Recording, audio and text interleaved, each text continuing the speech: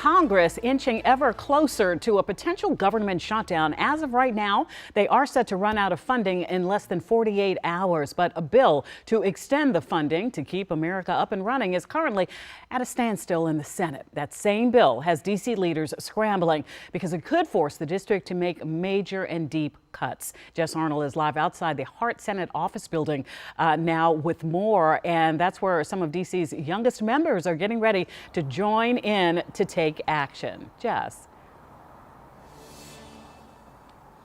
That's right, Allison. By hosting recess at the Capitol here at the Hart Senate office building in their atrium starting at 10 a.m. this morning. Now, DCPS students do not have school today, so these organizers are encouraging parents to bring them here again, have quote unquote recess here to protest this spending bill that would inevitably lead to major cuts to DC services, as leaders would have to work to cut over $1 billion in the current budget while we're halfway through the year. Of course, some of those cuts would likely have to come from schools. So now we're about 4 hours away from when this protest is beginning.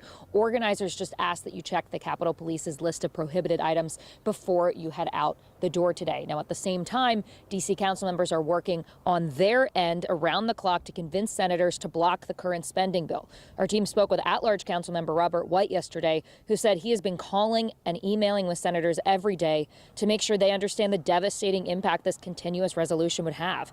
Now, as a reminder, it would force the district to slash over $1 billion from the current budget, which will mean immediate layoffs to police officers, teachers, paramedics, and cuts to everything from road improvements to 911 services.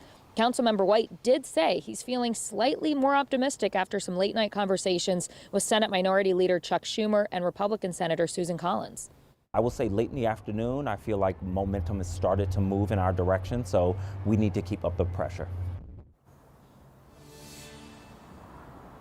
And Councilmember White says a way that you can help to keep up the pressure is by calling senators as soon as you get up, as soon as they are heading here to the building. Start calling them all day because, as Allison mentioned at the top, we only have about 2 days until the government would shut down if this spending bill is not passed. Again, they're working to make sure that that amendment is included that would allow D.C. to operate under the 2025 budget that Congress approved last year. Now, if you want to participate in this recess here on the Capitol, you can do that at 10 a.m. in the Hart Atrium. Allison.